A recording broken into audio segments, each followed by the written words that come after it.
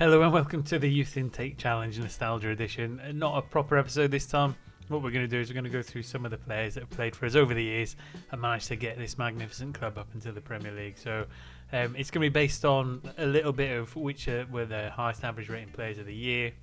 We'll go season by season of what the kind of squad looked like that year. We'll pick out the best player and we'll just have a look at what they were like, try and reminisce a little bit, see if they're still playing, and just review the players like that. I'll try and timestamp them as we go along, so anyone who's got a particular favourite, hopefully they're on the list. If they're not on the list, I apologise. I will maybe pick out one or two that don't make the list just as an addition, but I think the broad bases of all the runners and riders will be covered. So stick around and see if your favourite's in there.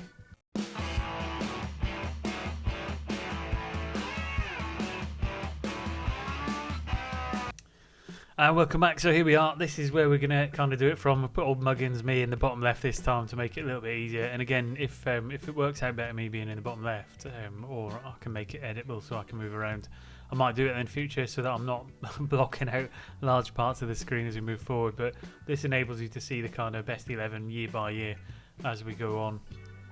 Emmanuel Onyeka's the one at the bottom of the list there. There aren't any below him, so you're not missing out on anything before we start. So looking at the team, this is what we inherited when we first took over in the 24-25 season. And I think looking at all the players, and this is nostalgic because Alfie Allen and Amoako and Gilder and all the players that were there at the start, Richard Pingling or Pingling we used to call him, fantastic little striker we had at the time. They were the players we started with. They weren't necessarily the players from the Youth Intake Challenge, although Gilder and Amoako, Atienza, Spence, and them, they were from the first intakes.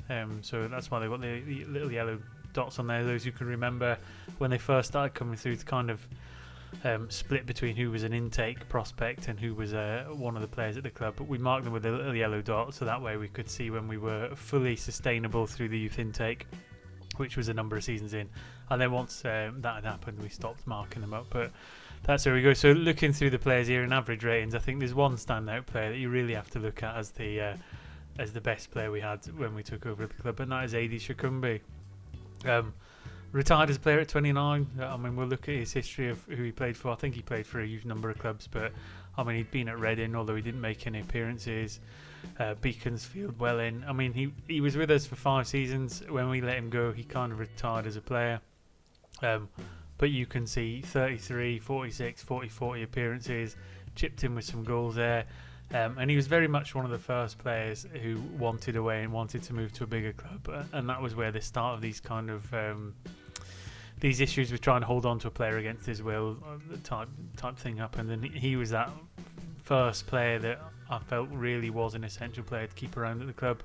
And probably for them 5 seasons, he's the one who kept us progressing and moving up the leagues, and it was really sad to see him go. But again, you have to let these players go at some point, and he didn't play for anyone again after that. So I'm hoping that's down to his love for the club. But the first player on the list, Ade Shokunbi, not playing anymore, but he is the first player I would class as a pivotal player on the journey of getting Dulwich Hamlet up to the Premier League. So brilliant for him in that one.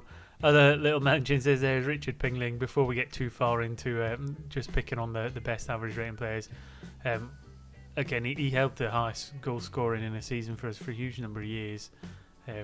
Not a fantastic player, didn't have amazing stats or anything, but he did his job. And again, he did 4 seasons for us.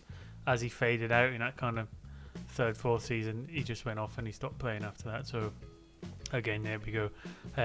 No one else really from there I think really needs a notable mention at this stage. Obviously some of the other players on that screen will get mentioned as we go season by season, but let's progress up a year and see what happens to this kind of squad that we were playing with. So first things you can see in there's a couple of changes in there. Fontas came in at right back. Your centre halves and your midfield largely stayed pretty similar, but this was when Oscar Allen came into the club as a young striker. And again, he was another one of them players that came in, made an instant impact. He looked like he was going to be one of the best youth prospects we'd ever had. I mean, in terms of awards for himself, I think he picked up a huge number of awards with New Zealand. Again, picking up a huge number of awards for cup winners and qualifying section winners, etc. In terms of his history, we didn't keep him very long. He had his first little season, he came through, didn't play particularly many games for us. Second season he broke in and he played 38 games, getting 17 goals. The season after he played 30 games, so 8 games less, and he got 2 goals more with 19.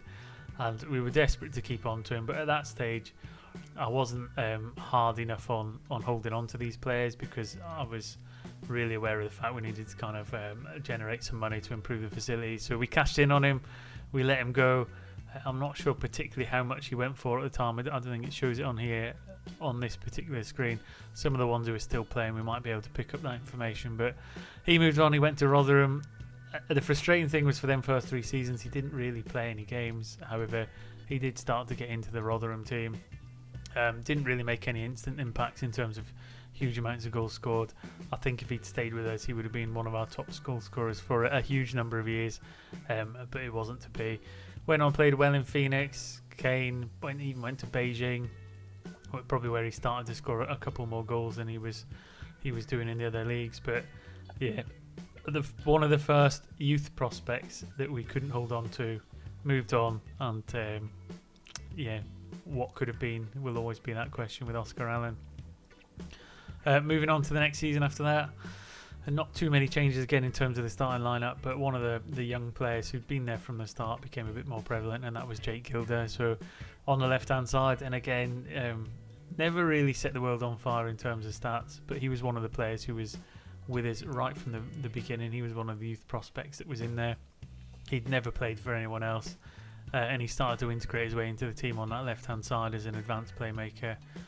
See what his kind of landmarks is. So FA Trophies runner up with us twice, League South champion winners, promoted 2029, and National League champions in 2033. So I mean, he played with us for what, that's 10 years, is that? Huge number of appearances, 352, 79 goals from the left wing, and again, he played his part. He was with us for a long time. He was a very consistent player. I think at one point he was club captain. He took corners, he took free kicks. He could play in the middle, he could play up front. Just one of them real utility players that you could use in a pinch, especially when your squad was struggling and you hadn't got the prospects in to kind of replace the players that were outgoing. So Jake Gilder, that's good, and he's the one we've picked out from there. Obviously Oscar Allen had been in already, which is why, although he's got a slightly lower rating, that's who we've kind of picked that year. Moving on, again, another season, another year. The squad didn't change massively. We had Abudur, who came in at left back. The midfield introduced kind of Dean Spence more prominently. Wadrago was in the middle there as well. Amoako had forced his way in on the right side, and then Steve Tracy came in up front. But the one we're going to look on and we're going to focus on for 27-28, Dean Spence. I mean, he's been a phenomenal player. We've only just let him go just over a year ago. I think his history with us has been nothing short of magnificent. He's played a huge number of games. I mean, look at that, 2024, 25 to 2041, 42, and even then he played 11 games and got an above 7 average. But yeah, I mean, probably our best player at the club technically for a long time. Until the facilities and the staff got a little bit better, we weren't really producing anybody as technically gifted as him, and I think he was physically better than a lot of the players around him as well. So again, his mental attributes were huge. We hadn't seen anything like that in terms of our squad, and using him in that kind of central midfield role or out on the wing, again, he was quite flexible. Got 138 caps for Barbados, 38 goals. I mean, again, you would almost put him within that kind of club legend bracket, although I don't think he is in it technically. But I mean, can you understate the influence of Dean Spence moving forward? The goals he scored. We could have let him go a number of times. We managed to hold on to him through a couple of transfer windows. We held him past some minimum release clauses, and yeah, there's not much more you can say about Dean Spence. You can't understate the influence he's had. Probably one of the longest serving players in the first team, bar maybe one who we'll visit in a little bit later. But yeah, that's our pick for that season. Moving into the 28-29 season, because we can't pick Spence or Gilder, we're going with Steve Tracy. I mean, it's one of them positions we struggled with. We had Oscar Allen coming through. We didn't manage to hold on to him. We had to find someone else in that position. He wasn't an advanced forward as such, but Steve Tracy came in, young Irish striker. I didn't really rate him too much in terms of his stats and his abilities. He did score us a lot of goals. Again, not as many years as you would have thought, but when he came in and he took over, 46 games and 20 goals, so he broke the 20 threshold. He played 22 the next season, got 10, but we ended up releasing him on a free, and he went to Dundalk in Ireland, which is his native country, and since then he's gone on. But again, what I would say is he's not been prolific, so we were perhaps right to let him go. We didn't recoup a fee for him, but for the seasons we had him in, and getting us up near the top end, getting us the points we needed, and filling a gap until we got a striker come in, Steve Tracy did a job, and he's still playing there at 32. So great career from him. Did his bit for us, and we wish him all the best at Dundalk moving forward. Moving on to the 29-30 season. Again, who do you pick out of this bunch? I mean, there's some great players in there. We've already done Gilder and Spence, so I think the next one really to mention in terms of the average rating is Kyle Peterson, another one who's still playing. He's not long gone. We nearly commanded quite a good fee from him for the next year, but it all fell through. Another one of them players that not technically gifted, not physically gifted, but he could work the ball really well in terms of his mental attributes, and he played that defensive midfielder role. He could do a bit of playmaking, and again, in terms of his history for us, huge number of years with us. We let him out on loan initially to try and get him sold. He came back because they didn't activate the sell-on clause, and then we ended up letting him on a free, where he's gone to Wellington in Phoenix. But as you can see, his total appearances year on year, well over the 30s for the most part. His average really consistent at the start when he was playing in the national and the lower leagues. Still managed to maintain quite a good standard as we moved up League 2, League 1. He got a good over 7, and then in the Championship as well. So, I mean, Kyle Peterson, although not the most gifted player, similar to Spence, his kind of mental attributes really kind of put him to his own. He could use the ball really well. He could bring in other players, and he was a great player to have around the club. Sad to see him go, but I think he'd reached his limit, and he wasn't playing as well as he could towards the end. So there we go. On to the next season, 2030-31. Again, a bit of a weird one this. He's been in some of the other teams so far, but it's Edward Amoako. Played on the right hand side, still playing at 34. Contract to Salisbury. Another one of them players that he came through the youth system, and I thought he had a huge amount of promise. Thought he was going to go on and do great things. We really persevered with him, tried to develop him. He probably did just better than average, I would say. He was getting some goals, playing on that right side. He was the opposite side to Gilder, but he never really seemed to take that next step that we thought he could. So eventually we got him after 7-8 seasons, let him go for a free to bring some other players in and give him a chance, because he hadn't developed to his full what we think he could have got to. But again, another really good player nonetheless, and still playing, which is good, because he was a really good athlete for us. Scored a number of goals, 222 appearances, 40 goals. Only played for 3 clubs, but again, another one of them players that's really contributed to getting to where we are today. So that's Edward Amoako. Moving up another season then, 2031-32. Again, in the Vanarama National League still. I think this might have been one of the seasons where we went up, but we'll see in a minute. Is who do we pick out of this then? Is Ruari Bellingham, the right back. Again, another position we struggled in for a huge number of years. You can probably, we've fixed now, I think, with Calum Coleman in there, but for a huge number of years we didn't really have a right back. The young Scottish lad came in there. His stats weren't astounding, but he was really consistent in his performances. So if we have a look on here, I mean, 7.2, 7.1, 7.1, 6.95, 7.2. So he was, although not the most gifted in terms of his stats, what he was doing was he was putting in a good 7 out of 10 performance week in, week out. And we kept him for a huge number of years, but since then he's not really been able to find somewhere that he stayed for any particularly long time, bouncing across Scotland on free transfers. So Stirling Uni, Bonnyrigg Rose, Berwick, Kilbride, Spartans and Stenhousemuir. So yeah, not the most consistent after he left us, but when we had him, he was a great player. And I think 169 appearances for us, 11 goals. Well, I think we'll see on the next page he gets replaced, and we move on from strength to strength from there. But he certainly, although not the most gifted player, played his part moving forward. So into the 2032-33 season, Bellingham's still in there. I think we might have had, I think Craig Potter ends up taking over from him at right back. But moving on to this one, who we're going to pick out is Giorgios Dmitriadis, the young Greek player. I mean, he's 30 now, still playing for Panathinaikos. He was another one of them players that I think he was the first one that had a little bit of pace about him. And we played him in our team. He played in the South, the National League 2, League 1 and the Championship. And again, he played a huge number of appearances.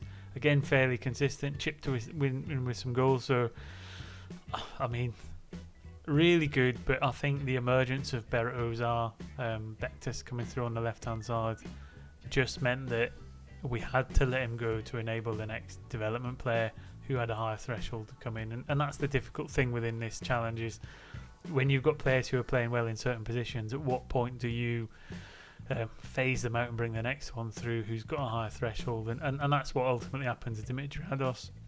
Again, we put him out on loan hoping someone would sign him. They didn't. He went on a free. It was a shame we weren't able to recoup any fee for him. However, for Dulwich Hamlet, 322 appearances and 61 goals isn't terrible for someone who plays on the left wing. He played in the middle of the park as well, so he could play in the middle when he needed to. Very much flip-flopped with Dean Spence, but obviously Dean Spence was a much more gifted player than Dmitriadis was. However, Dmitriadis is one of them players who I consider as being one of the best in a season. So there you go. Into 23-34. Who we got for this one? We got one of my favourites. This is still gut-wrenching every time I do it, but Csaba Racsko. Again, he came in that defensive midfielder role, and he kind of stole it away from Peterson to a degree. He was a much better player, young Hungarian, still only 26, got 68 caps. Really good mental. He was really good physical as well. And again, I think he was just one of them really consistent performers for us. And he was one of the players that came through who was getting a bit more technical than what we had as well. So again, he'd come in. He didn't play much in that first season. Started to integrate with a 7.25 as we won the National League. Into League 2, fairly consistent, although he dropped off a little bit until the final season where we went up with a 7.09. And then he played in League 1. But at that point, he kind of got pinched away from us. I think I'd signed the contract with a minimum fee release clause. It was only 1.8 million. He was worth far more than that, not just in terms of financial value, but to us as a club. And it took us a long time before we replaced it. You could argue that him moving enabled us to transition to a slightly more aggressive formation, moving a midfielder up initially and then moving to two up front. So maybe it was one of them necessary activities that had to happen. However, he was one of my favourites. He was one of the first youth intakes that came through, and I don't know if it's just because he was a foreigner as well. He was technical, he was physical. I just thought he was a phenomenal player, and he's still rated at 9 to 11 million. He could probably still do a job for us now. We don't have any kind of scouting report on him to any substantiation, I don't think, so we can't see where he would have fitted into the team, etc. But I think he would definitely be able to fit in our team now in the Premier League. Certainly if we'd have developed him alongside all the other players, I think he would have been able to fit in just nicely. But again, for us, 154 appearances, only 9 goals, but I think he played in that deep line playmaker role where his influence was much more than just scoring goals. It was about being creative and defensively sound. So Csaba Racsko, one of them players I'd love to still have around, but again, it's helped us get where we get to where we are today, so you just have to kind of accept it. So that's that. 34-35, I think Lamar Hams, he's going to get a mention here. Again, a young striker, retired as a player at 23, and this is a bit gutting because I really wanted him to be good. I think he had some good physical stats, but the rest of his game just never really developed. And he was one of them players that could get in the right position. He just couldn't finish it. And again, when we look at what he did, he only ever played for us. He never played for anyone else. We kept persevering with him. Not too much initially, but I mean, he played a huge number of games, double figures for the first 4 seasons. When we went up a division, it was almost like it was just a step too far. And then when we let him go, he made the decision to retire. So again, another one of them players, what could have been. He obviously didn't have the high potential threshold. He obviously couldn't play in the higher leagues. But again, he helped us out no end down the bottom end. He did a job. That's all you can ask for. And he's enabled us to make the journey all the way up to the Premier League. So Lamar Hams, thank you very much. And on to the next one. So 20, 35, 36. We're starting to grease up the leagues a bit now. I can't remember particularly which division we were in. In fact, League 2, this one. And who we'll look at. I mean, again, it's the emergence of Juddy Mandanda, isn't it? I mean, huge player. Now, even now, he's only 24. He's one of our best players. We use him as a ball winner, but I think he can play in an advanced role as well. He's just so consistent. He's worth a lot of money. A couple of times we thought we might lose him. We played hardball and held on to him. We've again tied him down on another 5-year contract to keep him now that we're in the Premier League. But again, his influence has been nothing short of a phenomenon. When he came through, again, nothing for the first couple of seasons to give him some time to develop. One of them players that didn't really go out on loan anywhere. And since then, he's made 268 appearances, 30 goals, 31 assists, 10 Player of the Man of the Match awards. And I'm sure he will be a huge feature in this first season in the Premier League as well, until we get some more intakes come through and we can put the facilities up a bit. I think it'll be a while before we get a midfielder come through that's had the defensive influence of Juddy Mandanda. And again, even now looking at his stats, not so much in terms of the technical. He is technically okay where he needs it. I think it's his physical attributes carries him through a lot, and he's really balanced in terms of his mentals. So club captain will keep him for a huge number of years. Only 24. He could easily play another 7 or 8 years for us, depending on what other players are developed, and he'll be influential within the mentoring groups as well to bring in the next batch as we move forward. So that is the mighty Juddy Mandanda. Moving on another season then, 36-37. It's a right back. I mean, this is Calum Coleman, who won multiple Player of the Year awards from right back, which is something you don't see too often, a fullback picking up your club Player of the Year awards. But again, really good physicals, really good mentals. Not as technically gifted as you would like at this level. He might well struggle in the Premier League, we're not sure. But yeah, Calum Coleman. Again, he's one of the players that came through. Not too much in the first season. It's an area we were struggling in, so we got thrown in quite quickly. He's developed really fast. He got I think that's the 2 years he got Player of the Year, end of League 2 and through League 1.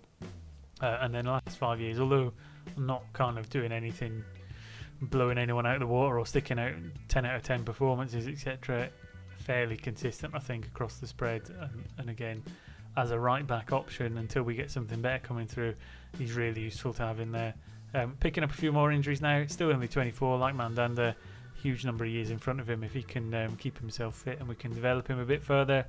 And I've not got anyone else who can even compete with him at the minute, so that's where we are. Moving on to season 37-38, this is another one that's a bit hard to take, is Christopher Friday.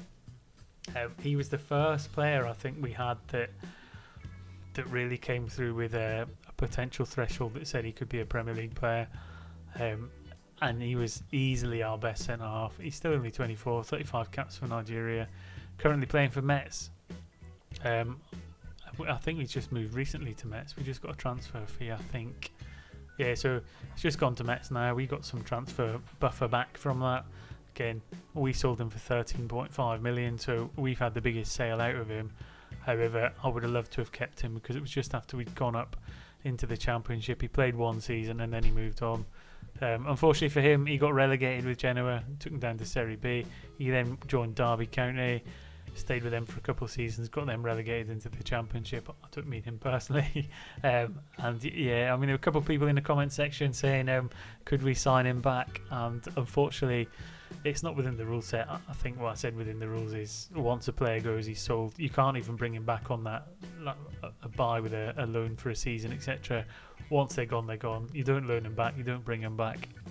However, we might review that for future saves, maybe in FM24, etc. when we go forward, because it would have been great to be able to bring him back to the club and reintroduce him into the squad as a bit of a story of someone going and applying his trade elsewhere, but coming back to his birth club, so to speak. But yeah, I mean, Christopher Friday, one of the greats really in terms of what we've produced from the club, commanded a huge number of transfer fees. I don't know if it just said how many he did for us, but 120 appearances, 11 goals. So again, that's what 4 seasons total. of playing full time. I don't think he's much more than that. Yeah, gone too soon. Really gone too soon. Him and Racsko could still be playing for us, and it's such a shame that we had to let him go. But again, that money, that 13.5 million, enabled us to develop some of the facilities, which has helped us produce some of the talents that are coming through now. So again, a necessary evil as part of the club dynamics. Moving on to the next season, another defender here, Ady Mcavoy, and he's still with us, and he's still I think he's vice captain. He's still going to do a job for us. He's still one of the first choice centre halves in there. We're not blessed with many coming through at the minute. I know we've got De Havilland, etc. coming through, but Ady Mcavoy at 28, he's one of the players with a bit of experience. Again, I would imagine he's going to be fairly consistent performer. Yeah, so through all the divisions, he's been hitting some sevens. Championship of a 7.19 last year as we got promoted to the Premier League. He'd given a glimpse the year before of a 7.05. At one point when we got to the Championship, we thought he was maybe fading out. Maybe he was going to get usurped by someone else in the squad. But so far, 458 appearances, 42 goals. I think he had 9 last year as well. 5 assists, 12 player of the match awards. A 6.97 over his career is absolutely phenomenal. And now he's going to get to test himself in the Premier League to see if he can go a bit further. I mean, it's a huge number of years he's been there. Can he make it to 15? Can he make it to 20? Well, we'll see. 28 years old. He's got a couple of years left in him.